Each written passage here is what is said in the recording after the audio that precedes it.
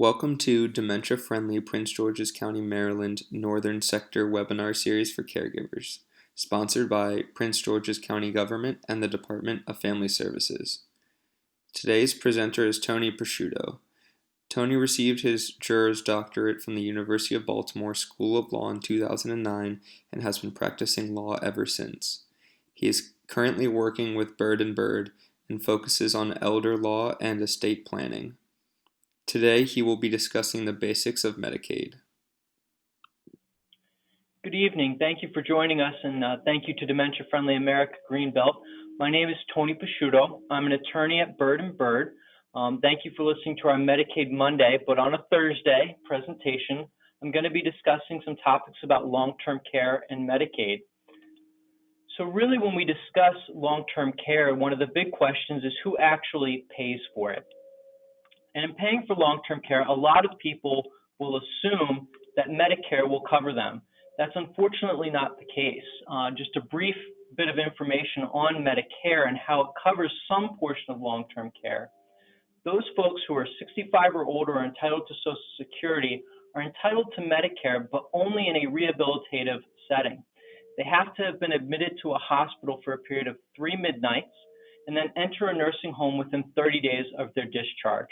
The idea of being admitted, I cannot stress enough. For those of you who are caregivers, it is really important to be looking out for your loved ones if there is a hospitalization, and to feel comfortable pestering the nurse's station or chatting with the doctors about having their patient be admitted, so that way when the rehab stay comes up, they'll be eligible to have Medicare pay for a portion of that. What Medicare will pay for is a period of 100 days.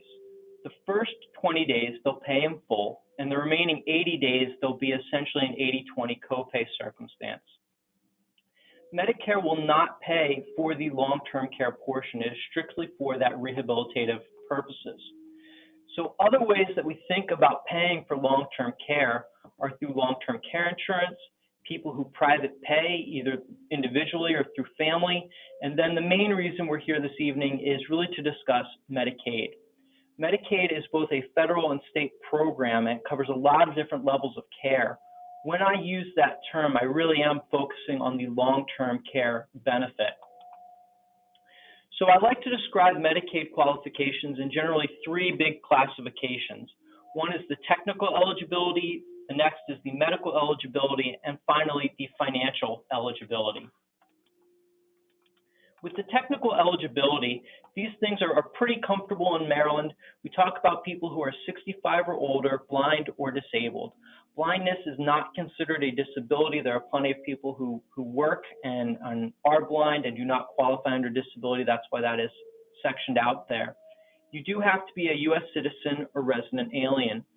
For those of you who are caregiving for family members who might be out of state and you're thinking about bringing them to Maryland, one of the big questions you have is how long do they actually have to be in Maryland before they would qualify? Maryland is very nice about this. You actually only have to be in Maryland for 1 day and plan on staying in the state of Maryland to qualify for Medicaid benefits. That has nothing to do with things like taxes or other circumstances with Maryland, but specifically for Medicaid, you only have to be in Maryland for 1 day. For the medical eligibility, this is something that is frustrating to myself and lots of other elder law attorneys, is for medical eligibility, it really is focused on the physical ability of the applicant. So we talk about things like ADLs or activities of daily living.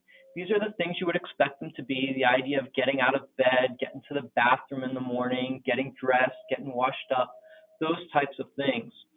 Unfortunately, a lot of us can imagine family members or friends or people that we've known who really need 24/7 care, those people who have been diagnosed with Alzheimer's or dementia. Unfortunately, those diagnoses in and of themselves don't necessarily meet these qualifications. It truly is a physical ability to do these things. And when we talk about levels of care, we're really referring to a nursing home level of care. Oftentimes, they'll be referred to as skilled nursing care facilities. That's the new term that they like to use. But things like being in assisted living or reminiscence care or memory care, those levels of care are generally speaking not covered by Medicaid or Medicare. We'll talk a little bit about at the end about how we can get some coverage for those types of things through Medicaid, but initially they are not covered by Medicaid. We really are talking about someone who needs a nursing home level of care. With the financial eligibility, they really look at two sides of things. They look at the person's income and they look at their assets. When we talk about that nursing home level of care, a lot of people are surprised to think at how much this care costs. I will tell you right now, and for those of you who are paying attention, you may see this number again, the average cost of care is about $9,673 a month in the state of Maryland. So I usually like to round that to about 10 grand a month, because depending upon where you are in the state, that is what we're really looking at. So for paying for that and thinking about, okay, what do our finances have to look like before Medicaid will help us, we're looking at both the income and the assets of the applicant. The income simply has to be less than the cost of their care. So my silly example with this, if someone has got, say, $2,000 a month in Social Security income and their nursing home bill is $10,000 a month, they're going to qualify on the income requirement because they have that $8 grand deficit there with their income. On the asset side of things, and this is a very strict number, they say that the applicant cannot have more than $2,500 from the first of the month that they apply. We're going to talk about what assets are countable and what are not, but they're very strict about that number. Even if you have, $2,510, that would put you as what they call overscale. And they would say you do not qualify for Medicaid in that month. I have this slide up here, and I encourage you to take a few moments to look at it. It is in our handout, especially if you're not enjoying hearing me talk. It's good to sort of read and digest this a little bit. The point of this slide is really to get at the distinction between married and single individuals. Married couples, they treat differently than single applicants. The idea being is that we don't want to impoverish or cause financial hardship any more than we have to on the married couple, and we don't want them to be encouraged to go get a divorce simply to qualify for Medicaid benefits. So what we say with the income is that the income stays with the person. So that means if we have one spouse who has $7 grand a month and she is the healthy spouse, and the other spouse who has $5 grand a month and he is the spouse that is applying, that income will stay with them. The $5 grand will go with him to the nursing home and go towards the cost of his care. So if his bill is 10 grand, Medicaid would pay the other 5, and her 7 grand in income would stay with her. What we have here on that income column is a reference to the minimum monthly maintenance needs allowance.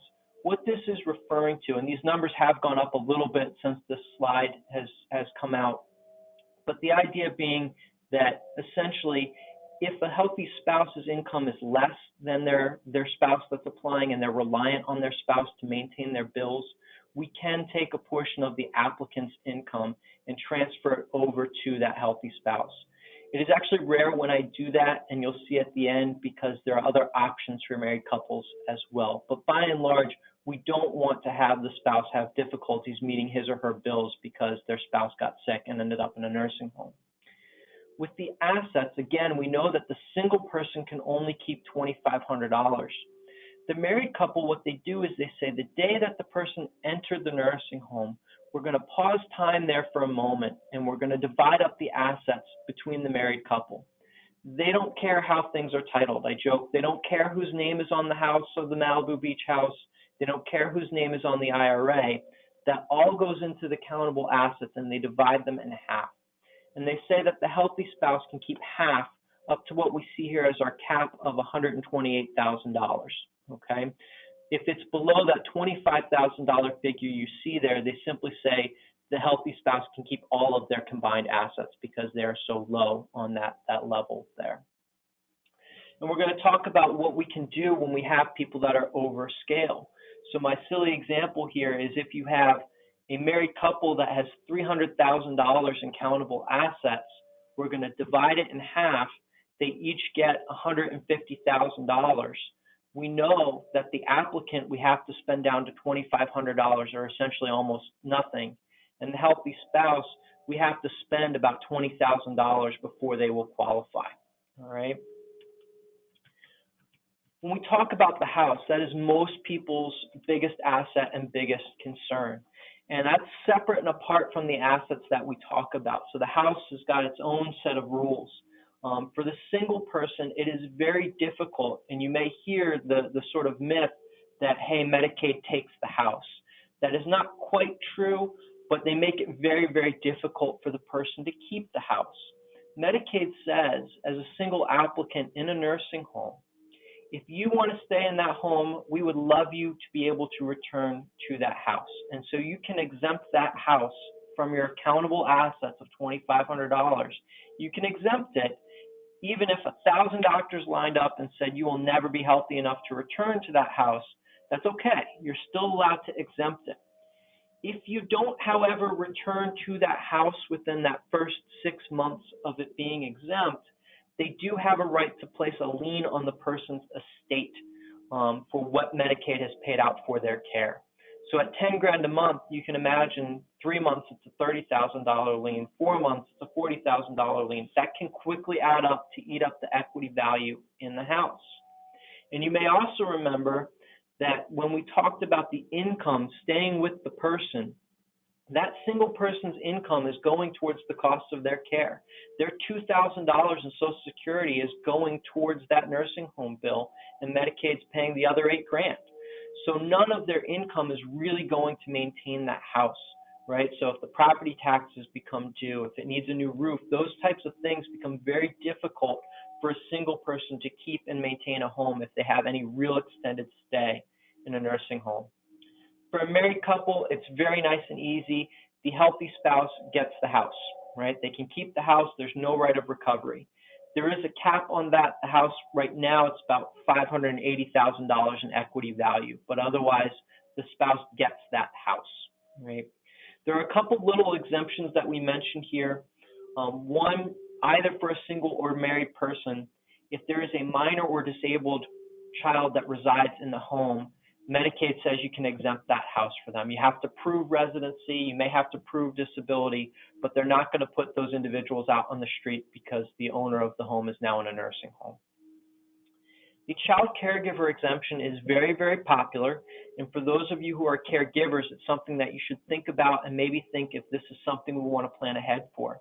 It essentially says if an adult child moves in with mom or dad and provides care for 2 full years, that care prevented mom or dad from going into a nursing home, that the parent can then transfer that house to that child without any penalty or any right of recovery from Medicaid. It's a very nice thing to do for adult children who are providing care for mom or dad.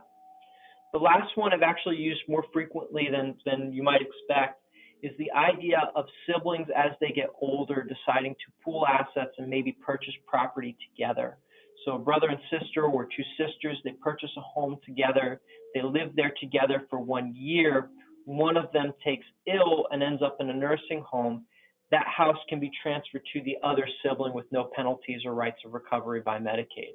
So those are a couple little ways we can protect homes. There are several other ways, but by and large, these are the basics of the rules that we have to work with when we're worried about protecting a house. So some of the other things in talking about what are countable assets and what we might spend our assets on to help us qualify for Medicaid, things like an automobile. Someone buys a brand nice new Mercedes-Benz and they suffer a stroke on a Thursday, and the following Tuesday they end up in a nursing home. That automobile is going to be exempted. Medicaid does not care about the automobiles as long as they are not truly rare or collector's cars, think multiple hundreds of thousands of dollars type vehicles. Personal belongings, they're not going to come in the home and ask to appraise, what the diamonds are worth, what the jewelry is worth, what the china set is worth. Those things are considered exempt. They're not going to count them against that $2,500. You'll hear some nursing homes and other people talking about Medicaid talk about spending down. And when we have more than that $2,500 figure, some of the things that you might be thinking about spending down on are listed here. The idea, if you're going to try to protect a home either for a married spouse or as a single individual, you can make improvements to the house. Does it need an updated kitchen? Does it need a new roof? Not an easy expense to talk about, but something every one of us is going to have. The idea of prepaying funeral and burial expenses, whether it's cremation, memorial services, all of those different types of things, for the applicant, they can pay for all of those things for themselves and their spouse. There are limited expenses they can pay for in advance, such as burial plots for other family members as well. Life insurance, you're allowed to exempt one life insurance policy so long as if you called up the life insurance company and asked to cash it out, they would not give you more than $1,500. A lot of group policies will be exempt, but we'll look and review those things before any application is done. But it is something to consider. A lot of people don't realize that something that they've been paying into as a life insurance policy might not be something that they're able to hold on to and qualify for Medicaid benefits. We mentioned this briefly in another slide, the idea of using some of these assets to what we have, that minimum monthly maintenance needs allowance referenced there, the MIMNA, as us elder law attorneys call it. We want to protect that spouse and keep him or her at their general level of living. We can take some of that spouse's assets and transfer them over to the healthy or the well spouse to protect them. One of the other things that we should maintain, and it scares me sometimes, but the idea that Medicaid here is really focused on the nursing home care and the idea of that secondary health insurance, or whether it's just your Medicare premiums. So those things like hospital stays and other doctor's visits, Medicaid is generally not going to cover those things. So if you want to apply for a supplemental health insurance, this is the time to do it if you have an ability to pay for those types of things and to maintain those going forward. So why is it important for us to even think about or talk about Medicaid today? There's three big reasons, the most important of which is the idea of avoiding penalties. And we're going to talk about how Medicaid handles looking at these applications. So Medicaid used to have no look-back period. Then it went to a 3-year look-back period, and now we currently have a 5-year look-back period. What this look-back period is the date an applicant applies for benefits. Medicaid says, okay, we're going to look backwards in time for a full 5 years. They're going to ask the applicant to provide 5 years of financial statements, 5 years of tax documents, and they're going to say, okay, we need all of this information. The reason that they're doing that is in that look back, they're looking at all of the transfers of assets, and they're going to divide them very creatively into two categories, both a compensated transfer and an uncompensated transfer. Pretty easy to think about. My silly example is if my sister were to hem my soup pants for me and I paid her $50, that's okay. That's a compensated transfer. I gave her $50. She gave me the services of hemming my soup pants. If I gave her $15,000, that would probably not be considered a compensated transfer. It's more than fair market value. That would be considered a gift, right? I gifted her $15,000, and maybe it was just a nice thing she did for me by hemming my soup pants, but that certainly wasn't the value of those services. One of the things that keeps me up at night is the idea of people who come into my office and they say, I've made all of these gifts in the last 5 years, but don't worry, I did it in accordance with the IRS rules regarding gifts. The IRS says you can gift up to individuals in a 1 calendar year $15,000. Medicaid does not care at all about those gifts in terms of what the IRS rules are. They will say that those are uncompensated transfers. And the question is, what will they do about those uncompensated transfers? They will penalize you. And this is how Medicaid penalizes people. They say any of those gifts or any of those uncompensated transfers in that 5-year period, we're going to add those up and we're going to divide them by our penalty divisor. And for those you remember, that average cost of care at the beginning of the presentation, that's that $9,673 figure. That changes every so often. That's the one as of January 1 of 2020. So what they would do, and I'm going to round that up again just to 10 grand for easy math here. The idea is if I gifted $100,000 to my oldest daughter and applied for Medicaid benefits, Medicaid would say, okay, we're going to divide that $100,000 gift by essentially 10 grand, and that spits out 10. That number 10, what that represents is the number of months for which Medicaid will not pay my nursing home bill. They will say, you got to find another way to pay that bill. And you can all imagine what the nursing home is going to do. They're going to be very grumpy that they're not getting their bill paid. They might sue you. They might try to remove you from the facility. It's hard for nursing homes to do it, but they can. So we don't want to have those consequences. There is no limit on how much you can be penalized. There's no cap to that. So if I gifted away multiple millions of dollars, they would penalize me long past my life expectancy. It doesn't matter. There's no cap on that. One of the nice things to know about Maryland and several other states as well is they say if the person gives the gift back, they will remove the penalty. And that's something important to remember, and we'll talk about again at the end when we talk about asset preservation. So the idea is I gave my oldest daughter $100,000. I got a penalty. Medicaid I said, hey, oldest daughter, give me the money back. Medicaid says, okay, she gave you the money back. You still don't qualify because you have $100,000. But if I spent it on improvements to the home, maybe private paying my care for several months, Medicaid would say, okay, there's no penalty anymore. Now you qualify. All right. They will not start that penalty period, by the way, that 10-month penalty period in my example. They will not start that unless you're otherwise eligible. So if I had a 10-month penalty, but I still had $2,507 in my bank account, they would say, yep, you've got a 10-month penalty, but you're not even otherwise eligible, so we're not even going to start counting on those 10 months yet. All right. The big reason most people are here is to really talk about what can I do to prepare for Medicaid possibilities in the future, and how can I protect my assets.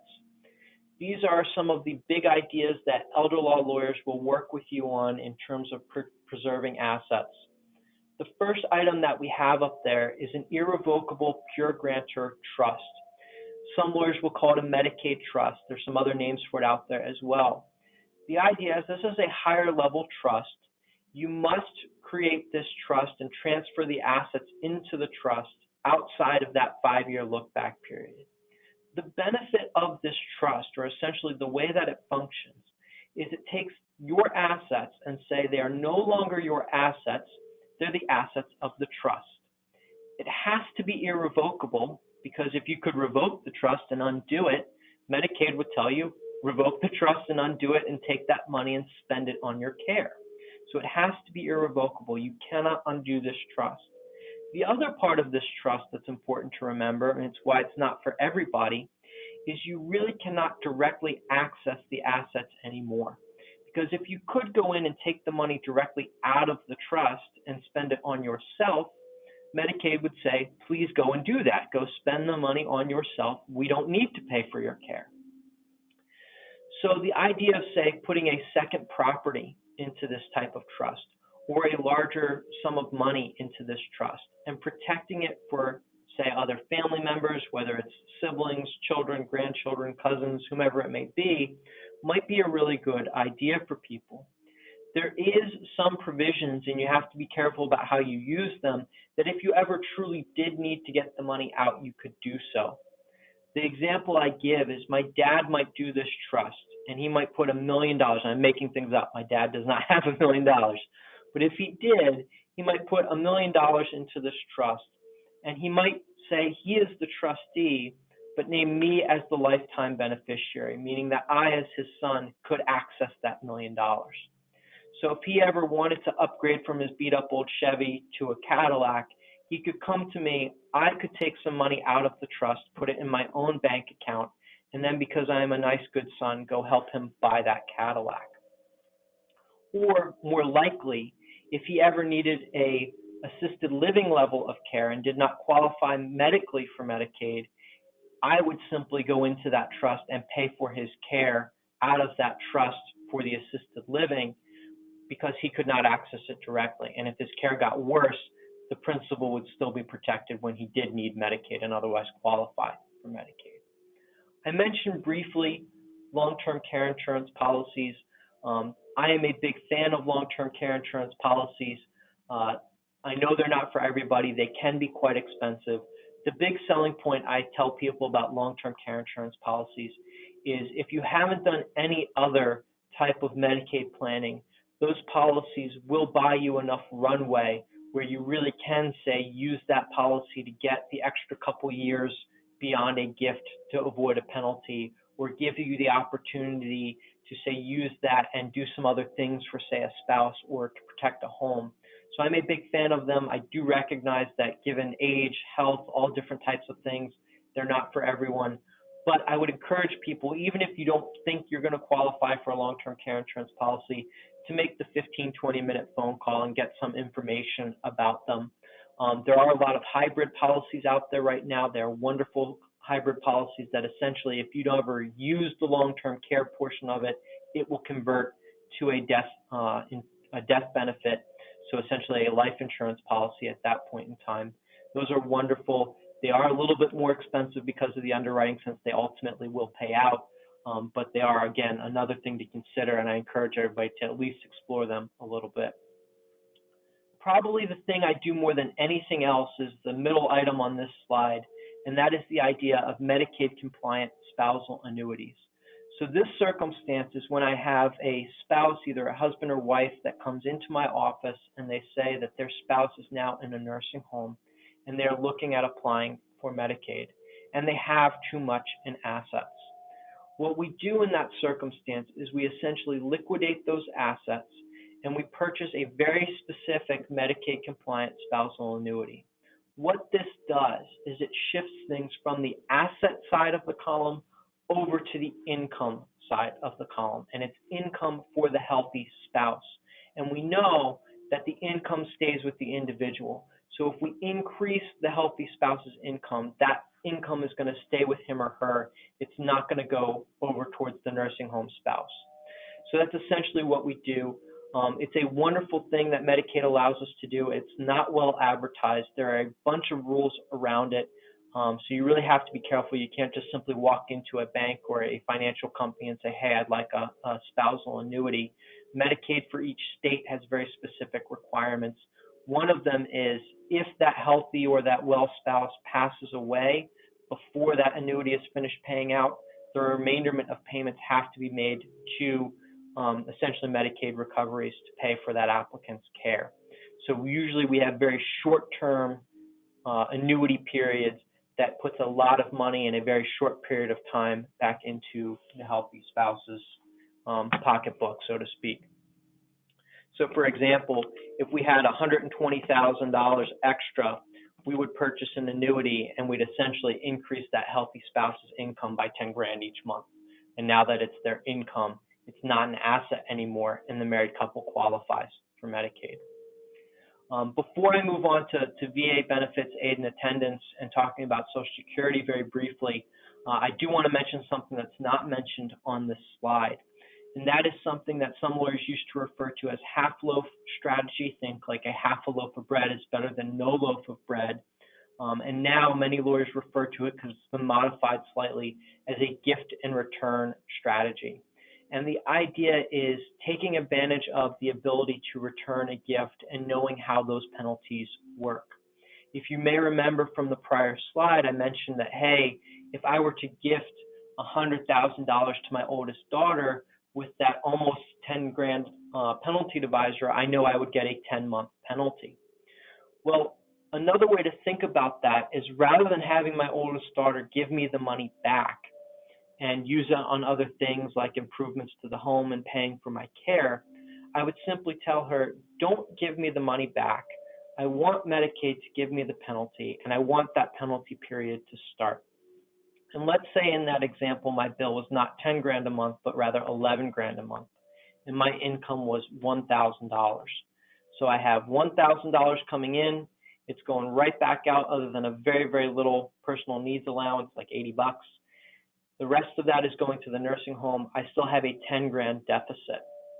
What then happens is I say, Medicaid, I'm under penalty. Don't pay that bill. The nursing home is grumpy, but I say, daughter, my daughter's name's Samantha. I say, Samantha, take $10,000 and pay that to the nursing home.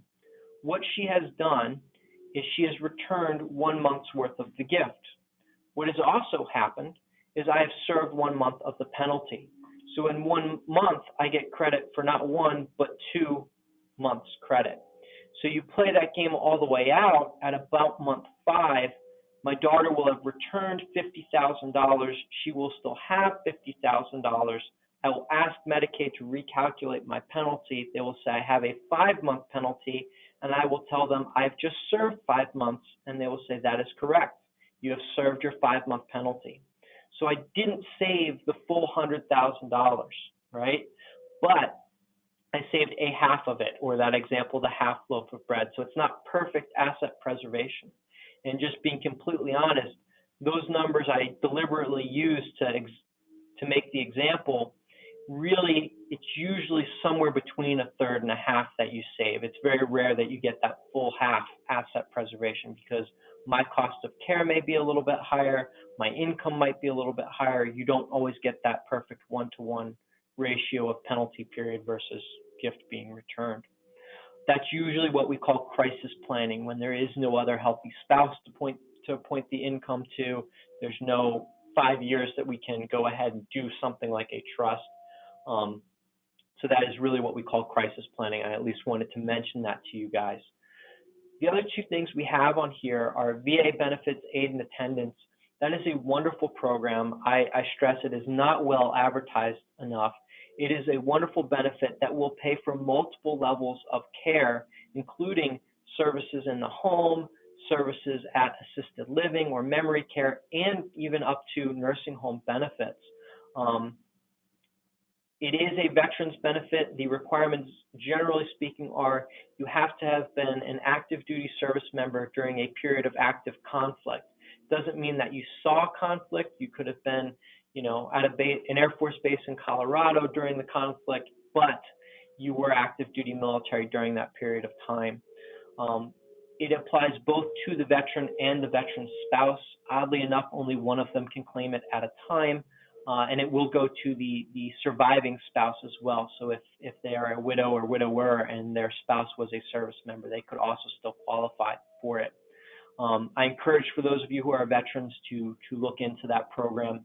It is oddly enough not on their Medicaid or medical benefit side of things, I should say.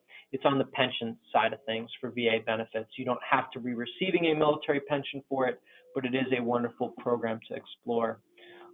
Briefly, we do talk about maximizing Social Security. That really is something that should be taken into consideration with a financial advisor. But in looking at this tremendous cost of care for things like assisted living, maybe anywhere from 5 to 6, 7 grand a month, to nursing home level or skilled nursing levels of care at 10 grand a month, we really want to be smart and savvy with how and when we elect Social Security to really maximize what we get out of it, to increase our income to pay for those costs of care. As I mentioned before I wrap up, Medicaid, broadly speaking, doesn't pay for those lower levels of care, such as assisted living. We do have what are called waiver programs through Medicaid. There are 2 or 3. They are the Community Options Waiver Program, the First Choice Waiver Program, and in the community, we also have something called Increased Services. These 3 programs are wonderful programs, but they are applied under the Medicaid program. They're asking the federal government for additional Medicaid dollars to come to the state of Maryland to pay for these programs. They do cover things like nurses coming into the home, things like assisted living. The one thing I would caution people at is I know for certain that right now Community Options does have a wait list, and it is hit or miss whether you'll be able to get off of that wait list. And First Choice does not have a wait list, but that may change as well. So you just need to be aware of those things. I encourage people to call local departments of aging, your county departments of aging, your local municipalities. Even Greenbelt would be a wonderful place to start and say, hey, what's going on with these programs? What should I know about these programs? They are out there, but there are no guarantee that they will be there to cover the assisted living levels of care at all times. So with that, I want to thank you all for listening to this. I know it is quite a bit of information. Again, my name is Tony Pasciuto. I'm at Byrd Byrd, and I will wrap up there.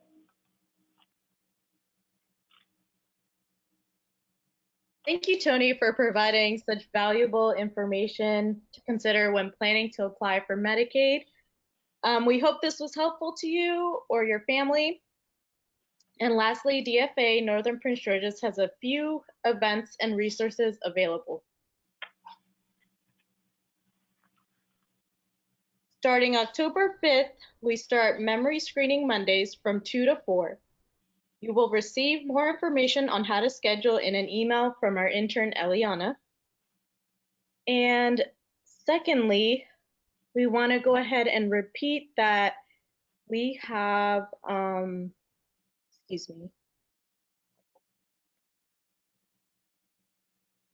we have our caregiver support group first and third Wednesdays at 6 to 7 p.m. And our social distancing support group first and third Thursdays at 6 to 7 as well. These are both virtual support groups. And then we also have our monthly email newsletter, including upcoming resources, dementia-friendly updates, and much more. For more videos, including this one, you can visit our Dementia Friendly America Northern Prince George's County YouTube channel for more educational videos on topics such as being a dementia friend, caregiving, and more. Again, that's all the time we have left today. Thank you for viewing Medicaid Mondays, but on a Thursday. Have a good night.